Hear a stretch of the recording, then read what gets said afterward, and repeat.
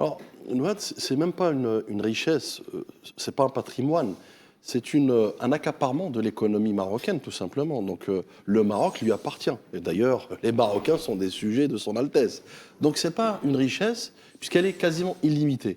Effectivement, le chiffre de 5,7 milliards selon Forbes en 2015, mais croyez-moi, depuis maintenant 11 ans, elle a doublé, voire quadruplé, pour ne pas dire.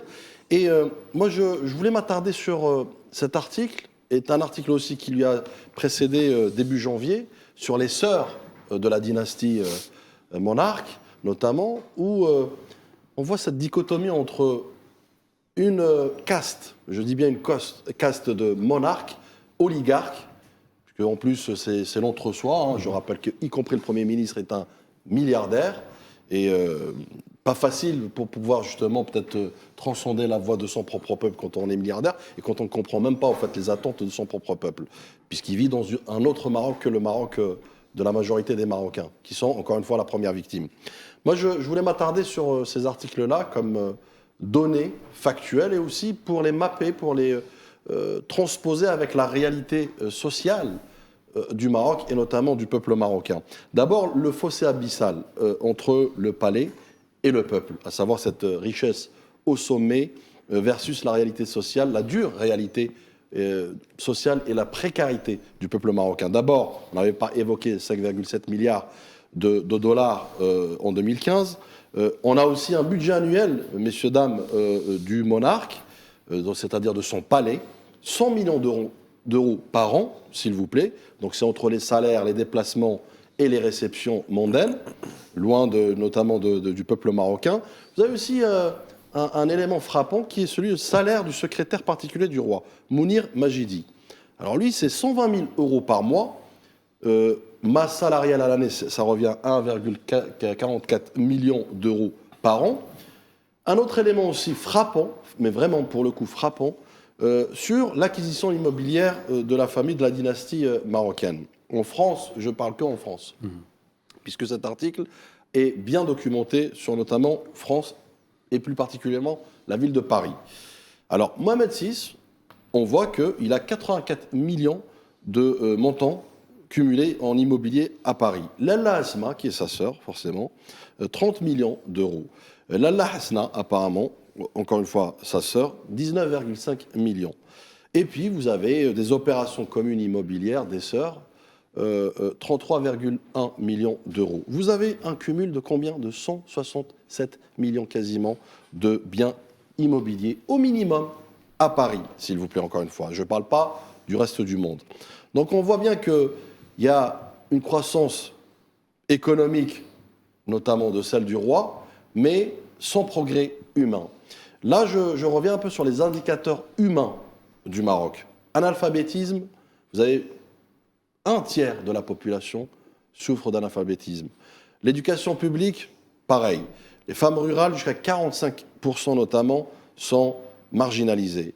Des résultats catastrophiques au test PISA, notamment l'OCDE, où vous avez plus de 19% de la population marocaine est en situation de pauvreté et de vulnérabilité élargie, je dis bien élargie.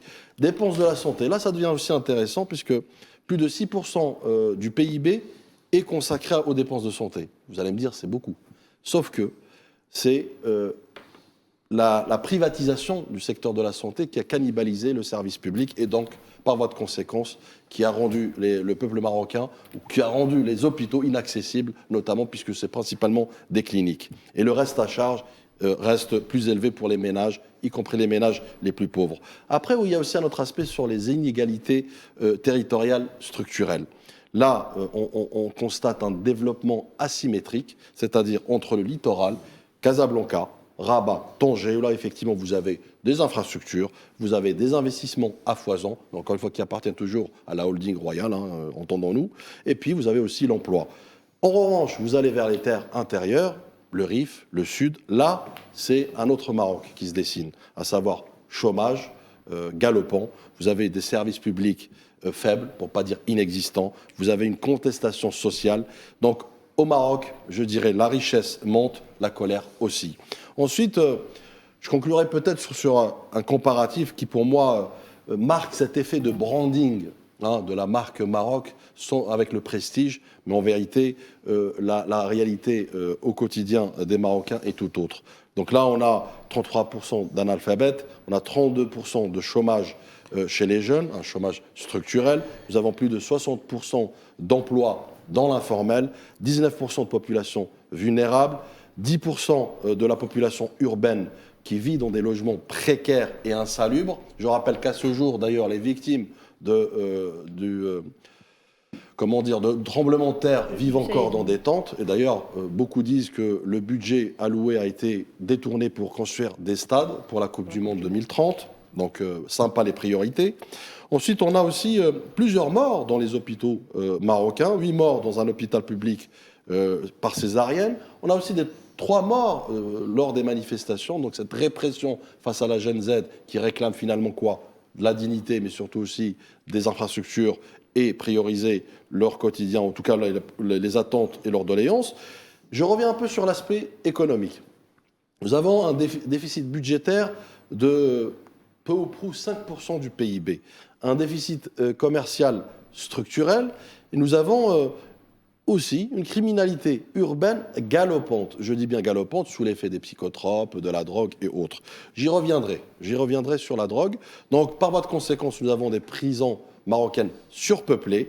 Et puis surtout aussi, nous avons la palme du meilleur producteur, ou premier producteur de cannabis. Donc là, écoutez bien, premier producteur mondial de résine de cannabis, donc la résine consommée en Europe.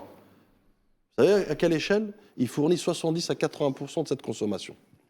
Et 31 à 40% de la consommation mondiale. Donc autant vous dire que c'est une économie à part entière. Donc c'est un État narcotrafiquant. J'aimerais bien une descente, notamment des forces spéciales américaines.